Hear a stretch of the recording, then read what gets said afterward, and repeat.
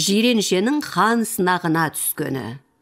Бір күні жиреншені хан шақыртып алып, оған 40 сиыр беріпті. Осы сиырлардың шек қарнын тірілей тазалап әкел. Барлығында соясың, сойғанда біреуінің ішінен бір түйірде қылтан шықпасын депті.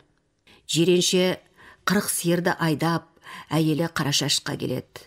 Қарашаш, қорықпа, сиырларды ашық құдықтың басына айдап барып, жалғыздап суар да, суарғаныңды сол жерде айналдыра қуа бер.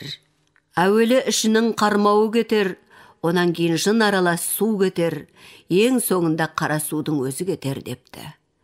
Жиренше Қарашаштың барлық айтқандарын істеген екен, барлығы да дұрыс келіпті. Сөйтіп 40 сиырдың барлығының ішін тазалап, ханға алып келіпті. Хан сиырларды шетінен сойғыза бастапты. Сонда еш біреуінің ішінен қылтаң таба алмай, аң-таң болған екен. Бір күні хан жиреншеге хабар береді. Жиренше біздікіне келсін, келгенде жолмен де жүрмесін, жолсызбен де жүрмесін депті. Жиренше бір итпен бір ешкіні қосақтап алып, жолға түсіп, ханның үйіне қарай жақындайды. Оның келе жатқанын хан көріп, «Мынау кім өзі? Жолмен де жүрмейді, жолсызбен де жүрмейді. Қалай жүріп келе жатқан адам?» деп таңырқайды. Итпен ешкіні қосақтағанда қалай дұрыс жүрсін?